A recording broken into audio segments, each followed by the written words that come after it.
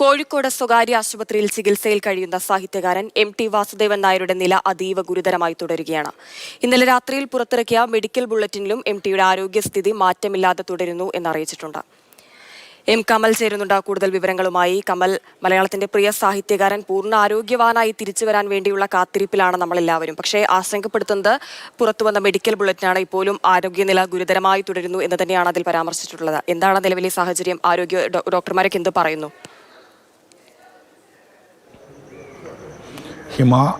ഹിമ, ആരോഗ്യനിലയിൽ മാറ്റമില്ല എന്നുള്ള വിവരം തന്നെയാണ് ആശുപത്രി അധികൃതർ പങ്കുവയ്ക്കുന്നത്.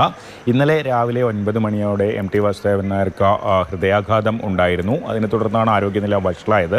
ആ നിലയിൽ മാറ്റമില്ല എന്നുള്ള വിവരമാണ് ഇന്നലെ ഉച്ചയ്ക്കും വൈകിട്ടും രാത്രിയുമൊക്കെ ഇറക്കിയ മെഡിക്കൽ ബുള്ളറ്റിനുകളിൽ പറയുന്നത്. ഇന്ന് രാവിലെ പുതിയ അപ്ഡേഷൻ വരാനിരിക്കുന്നതേ ഉള്ളൂ. എങ്കിലും കാര്യമായ മാറ്റങ്ങൾ ഇല്ല എന്നുള്ള വിവരം തന്നെയാണ് നമുക്ക് ആശുപത്രി അധികൃതരിൽ നിന്ന് ലഭിക്കുന്നത്. അദ്ദേഹം ഓക്സിജൻ്റെ സഹായത്തോടെയാണ് ഇപ്പോൾ ഓക്സിജൻ സപ്പോർട്ട് നൽകിയിട്ടുണ്ട്. അതുപോലെ ഡോക്ടർമാരുടെ കർശന നിരീക്ഷണത്തിൽ തന്നെയാണ് ഉള്ളത്.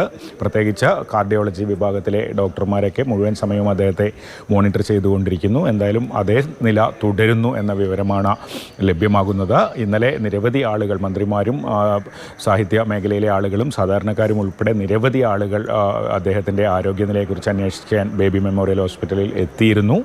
എന്തായാലും ഇന്ന് രാവിലെ കുറച്ചുകൂടി കഴിയുമ്പോഴേക്കും ഒരു പുതിയ മെഡിക്കൽ ബുള്ളറ്റിൻ ഇറങ്ങും എന്നാണ് പ്രതീക്ഷിക്കുന്നത്. നിലവിൽ അദ്ദേഹത്തിൻ്റെ ആരോഗ്യനില മാറ്റമില്ലാതെ തുടരുന്നു എന്ന വിവരമാണ് പങ്കുവയ്ക്കാനുള്ളത്.